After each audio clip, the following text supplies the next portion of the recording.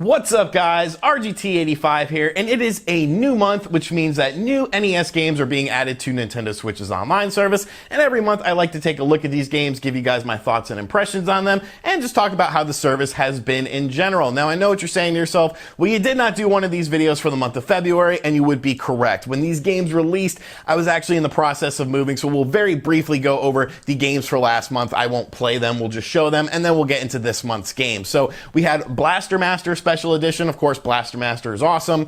Kirby's Adventure. You know, Kirby's Adventure is one of the better NES games that came out on the tail end of the NES's life cycle. Really good animation, really good sprite work, a really fantastic game. If you've never played the original Kirby game, Kirby's Adventures, I definitely suggest you check it out. It's a timeless game and it's a really solid 2D platformer. You also had Metroid Special Edition and Super Mario Bros. 2, the bastard of the Mario franchise. Obviously, it's not what the original Super Mario Bros. 2 was intended to be, but it is the one that was released in North America. Now, as far as this month is concerned, as you can see, last month there were only 2 games added. There was 2 games and 2 special editions. You had Kirby's Adventure, Super Mario Bros., and then the 2 special editions. And they're continuing that with this month. I'm sorry, but that's not enough games, man. There's so many NES games out there, and there's so many different Nintendo systems. Even if you just want to keep it regulated to Nintendo systems, there's so many games and so many systems to choose from with the Nintendo brand. Like, why are we doing this drip feed of 2 games and essentially 2 ROM hacks, or essentially 2 Game Genie codes thrown on 2 other games? But alas, we will take a look at what we have being offered this month. The first game on the list is Kid Icarus, which is a game I never really played it much as a kid. The only Kid Icarus game I really played a lot of was the 3DS one. I thought that game was pretty cool. The controls were kind of a nightmare. It came with that stand and like you had to balance it on the stand. I don't know, it was really weird. But I'm not really super familiar with the NES version of the game. You have Kirby's Adventure Special Edition, which allows you to have the extra game difficulty right away at the start. So that's kind of cool, I guess. You also get a sound test as well. And, you know, Kirby's music was pretty legit. So, you know, a nice little feature, I guess. StarTropics, which was an action RPG series that saw 2 games on the NES. You had StarTropics and StarTropics 2, Zoda's Revenge. And then you never heard from StarTropics again. Kind of weird how this series never became a thing, but, you know, that's just what happened. And then you have Zelda 2, The Adventure of Link Special Edition, where you have your attack, your magic, and your life all maxed out. So that's pretty cool. Essentially an easy mode for the game, as the game, you know, it is kind of challenging, but, you know, and it's a little bit easier now. So let's take a look at Kid Icarus on the NES. Like I said, I'm not really super familiar with this game. I know you have Pit, and I know you go up and you shoot enemies, and that's really all I know about this game, but maybe we'll find something that I actually enjoy. So obviously Pit, you know, has become a pretty big character, essentially because of Smash Brothers. I don't really think the 3DS Kid Icarus game had much to do with that. You know, it didn't really sell all that great, honestly. But playing as Pit, you can shoot upwards, you can shoot left to right, kind of like Ice Climbers and how you're always moving up. I think you're always moving up. Like I said, I'm not really, you know, well known for my Kid Icarus playing, because it's just a game, I don't know, like, I like the adventure style games on the NES, you know, games that sort of, not really necessarily the arcadey style games, because of, you know, when you went to an arcade, and I didn't go to arcades much, but when I would actually go to an arcade, you know, I wanted to play the games with like the best looking graphics and stuff like that. And obviously the NES just was not able to replicate what a lot of arcade experiences were like in terms of graphics. In gameplay, you know, it did okay, but in terms of graphics, like, it was definitely more hit or miss. But yeah, you know, this game, it's kind of interesting. It has like elements of a shooter, like a shoot 'em up game in it. The way the and I died. The way the enemies move, though, it kind of feels like a shoot 'em up game more so than an adventure game. So we have a password for the, you know, little progress that we actually made, and that's Kid Icarus. You know, that's probably all I really know about the game. Maybe I'll sit down and actually play it one day. You know, the controls well, the graphics are decent enough, the music very catchy. Obviously Pit is now sort of, you know, an important character in the Smash Brothers universe, but yeah, Kid Icarus, just never a game I was really super interested in. Next, we will check out StarTropics. Now, like I said, this is an action RPG game, so it's not a game that I'm going to play a whole hell of a lot of, but it was a really cool game. It was a really sort of unique game when it first came out, and it's just really weird how Nintendo never has done anything with StarTropics beyond this game. And I don't really know why, because I think something like StarTropics would do well still. I think people would still like this series. I know Ant Dude is like obsessed with StarTropics. StarTropics and Kirby are like his main things, but yeah, just they never did anything else with it. And it's a shame, honestly, because I feel like it's sort of a unique take on how action RPG games were.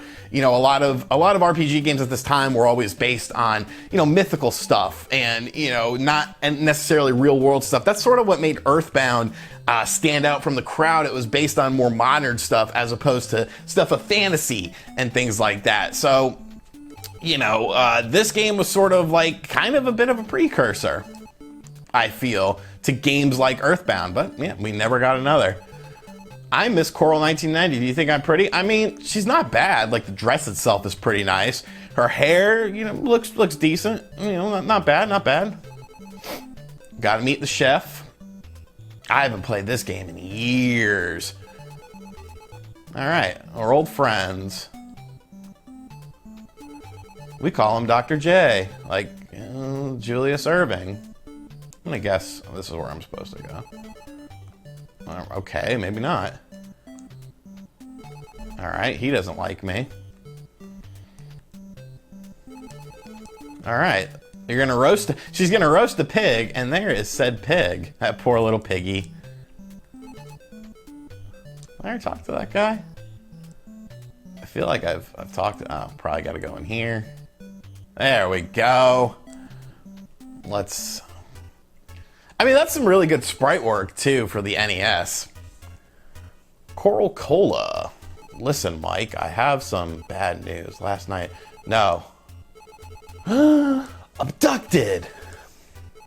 And see, once again, you know, alien stuff, Earthbound, like, I always feel like there's sort of some sort of connection with those games, but... You know, there's probably not. Like you guys are probably well aware, Earthbound is not something I'm a massive fan of or anything, but this was definitely a unique game. And, you know, between this and then its sequel, it's like, why do we never go beyond this? I don't know. I don't know. I think it could have been a good series. I think it could have been something fun. And I think it still could be, you know, relevant in today's era. And plus, you now have, you know, save states, because obviously it's just sort of emulation, so you don't have to worry about things like password systems and all that archaic nonsense. All right, so I guess we've searched this village enough. I saw the little thing up top, and that's obviously where we're supposed to go. Or find a way to get there. But, you know, this is a game you have to actually invest a bit of time into. I will create a save point just in case I feel like coming back to it. Because, like I said, it's been a very long time since I've played this game. I guess briefly we'll take a look at The Legend of Zelda 2 so you can see when you have Link all powered up. So here we have Link all powered up. You notice that there's no intro screen when you play most of the special editions. It just sort of thrusts you right into the game, which I honestly find kind of weird. Because it's like a save state, you know, like literally, like, oh, we just powered you up and here's the save state. But, you know, it's cool to have all your magic meter filled up. Obviously, you have your life bar filled up as well. You got a lot of lives that you have. So, you know, it definitely will make the game easier. You don't have any of the items, though, so you still have to get, you know, particular items to use, you know, like in the cave and stuff like that. But, you know, it is a nice little addition. It definitely makes it a bit easier if you're just trying to check out the game, maybe check out the story for the first time, whatever. But, I mean, it just came out not too long ago. And then Kirby, we literally got Kirby last week. And then here's the special edition, which of course has the title screen, thus negating everything I just said. but you can see you have the extra game, you have bonus, and you have the sound stuff. So that, you know, that's pretty cool that it gives you that right off the gate. But yeah, I love this game. Like, look at the anime. It looks like a Super Nintendo game, like a very early, maybe not a full-on Super Nintendo game, but it looks more like a Super Nintendo game than an NES game to me. And there's some really impressive scaling effects later on in the game that are just absolutely amazing. But yeah, so this, you know, this is Kirby. This is the extra game mode, and you know, pretty cool. A little bit more challenging than the standard game, but it's just still Kirby at the end of the day. But all in all, there needs to be more games. 2 games and 2 special editions, that really just doesn't cut it for me. I feel like there's so much stuff that the NES can do. There's so many other systems that Nintendo has. It just seems kind of silly that this is all we get. This is all, you know, we get is the NES stuff. Now, granted, the library is starting to fill out pretty nicely, but there's still a lot of major key games that aren't available. And I don't know, I think hopefully, you know, Nintendo does something about it quickly. But let me know in the comments section down below what you think of all of these games. Are you a fan of Kid Icarus? Maybe tell me what I'm missing with Kid Icarus, because like I said, I never really got into the game. And as always, thank you for checking out this video. If you're new to the channel, make sure you subscribe and turn on notifications. Check out other videos on the channel. And as always, I will catch you guys on the next one. Later.